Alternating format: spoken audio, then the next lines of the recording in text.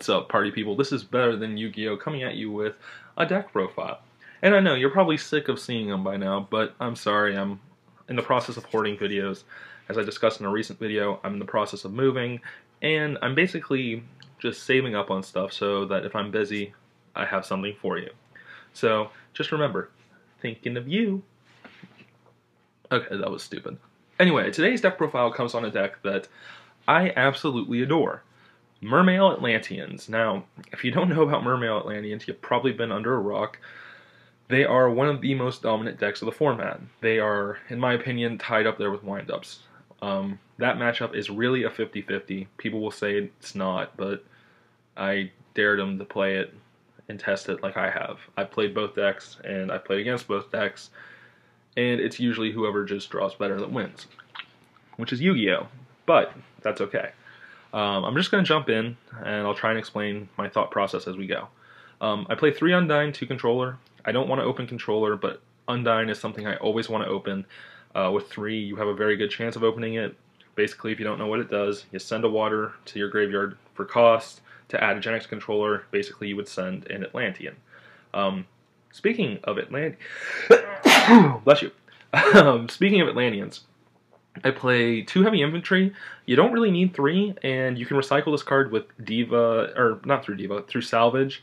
I've never needed 3, I've only needed 2, and most of the time I'll just wind up using this for Diva to Synchro. I play 3 Marksman because it's, in my opinion, the second best Atlantean. Popping face down cards is really nice, and if I attack and do battle damage, I can get an Atlantean onto the field. I play 3 Dragoons. He basically searches for any Sea Serpent in my deck. You don't know most of this deck's Sea Serpent. All the Atlanteans, the Divas, the Moon Glacias, and the Megalos are Sea Serpents, so basically using him, I'm going to search for whatever I need to go into a play next turn. I play 2 Diva. I don't know why people would play 3. You don't need it. You can recycle this with Salvage, and it's searchable. For that reason, I only play 2, and it works out very well. I play 3 Lind. I don't really like it, but at the same time, it's kind of needed. If you open both of them, your spears are dead, and since I'm playing 42 cards, I'm hoping I only open maybe 1 at most. This is your floater. It's one of the best floaters in the game, and that's pretty much all I have to say about that. I played 2 Spike. I would play a 3rd. I thought about it, but I have a feeling I'd open it way too often. It's a really good card. Using it, you can search out a Marksman or an Undyne and just set up from there. I play 1 Moon Glacia. You search it, you don't need more than 1. If you drop this card, it should be a turn that you either win or are extremely desperate. And then I play 3 Megalo. I don't really like 3 Megalo either. The truth of the matter is, I want to draw it though. There are so many times where I will just have the stone cold nuts in terms of 4 Atlanteans in hand, including 2 Dragoons. So, by having 3 Megalo, I'm in essence just securing the fact that I'm going to have 1 in hand. And he is the boss monster of this deck, so you definitely want to open him. I only play 1 hand trap, and that's Gores, just for defense. Most of my stuff's off the field by the time I need to drop him, so he's really good. I play 1 Avarice because I like to recycle cards. 2 Salvage because I like to recycle cards. The Trinity in Whole Heavy Reborn. And I play 2 MST because Macro Rabbit's a deck, and I don't need 3 MST. 2 is plenty. Going into the traps, I don't play Solemn Judgment. I don't really feel like I need it. It's a very costly card that only comes in good if you have multiple back row, or if you're willing to make a very, very judgmental call. And because of that, I don't really feel like I need Judgment. Warning is mainly what I want, and that's what I'll use. I play 2 Torrential because with Linde, it's really good, and it's good to clear the board. Then I play 2 Spiritual Water Art AoE.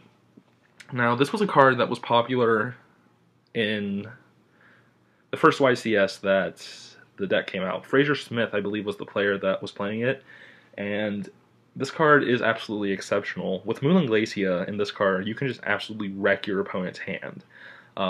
And using this with Undyne is really good because when your Undyne's used its effect, it is literally just a 1200 body. It doesn't serve much more of a purpose. So you can either pop it for Megalo or you can distribute it for Spiritual Water Art, take a card out of your opponent's hand, see what they have, and essentially just see all their plays. It's kind of the same reason I played Mind Crush and the Viruses and Dark Worlds. It's just for hand control because it's really good. And then because I'm playing 3 Megalo and 3 Lind, I play 3 Abyss Spear. It's one of the best cards in the deck. The only thing that really hurts about this card is if they chain Max C, you're going to have to sacrifice something, and that hurts. Going into the extra deck, I play 1 Armory Arm because I have big monsters, and if they get bigger, such as my Megalo, I can pretty much game them that turn. 1 Catastor, 1 Hyper Librarian. I don't know why I play Hyper Librarian. I don't play Deck Devastation, so I might cut this. I'm not sure yet. I play 1 DeLorean because he's really good at recycling cards. 1 Black Rose, 1 Gungnir because he is probably the second best card in the deck. He deals with problem cards and he triggers the Atlantean effects, which is really, really nice. 1 Scrap Dragon because I need a generic rank or level 8, and I don't like Stardust in this deck because I never need it. I always need something that can beat over things and pop monsters, so Scrap Dragon's usually my go-to level 8. Then I play 1 Mistworm just because I play Synchros in general. Mistworm's good to have. For the Exceeds, I play 1 Gotchi. I don't play Daigusto Phoenix. I used to, but I never made him. I might put him back in over a Hyper Librarian. I'm not sure yet. We'll see. I kind of want to see if we get Armor Kappa before he comes out. Or anytime soon, I should say. I play 1 Abyss Trite, and I'll get back to this here in a moment. I play 1 Leviathan Dragon, 1 Acid Golem, because they both trigger my Atlanteans, so they're pretty good. 1 Dweller, because it triggers my Dragoons. 1 Bahamut Shark, I'll get back to him in a second. And then the obligatory Big Eye, because I play I have 4 level 7s plus 2 level 7 synchros, so making him not hard. Now going back to Bahamut Shark, this is one of the most underrated cards for the deck. You take 2 level 4 waters to make him, so you basically are going to use Dragoons and something else. He's a 2600 beater, so he's pretty bulky.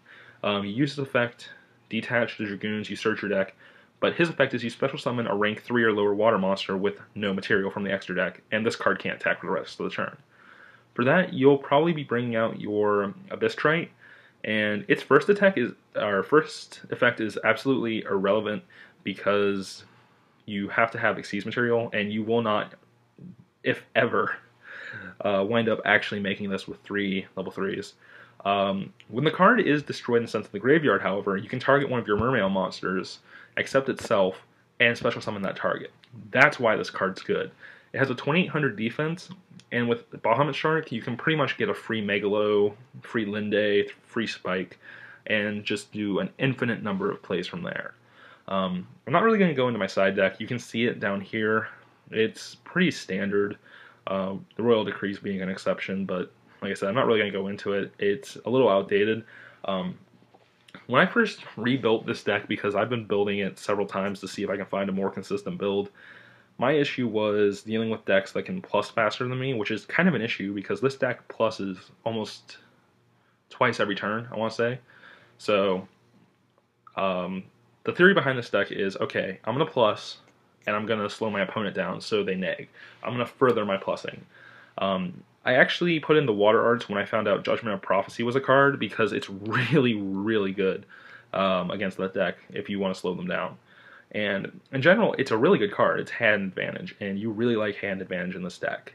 It's one of the best decks in the game. I don't think it's going to be murdered by the ban list. At most, I think they're just going to hurt Undyne, which you can play this deck without Undyne because then you get to get rid of the Giants controllers, which honestly kind of are the only negatives to this deck. So it's kind of a necessary evil, and there's a lot of good Mermail support that has come out in Cosmo Blazer to help make this deck better. So anyway, guys, this is my Mermail Atlantean deck profile. If you have any comments or suggestions, leave them down below.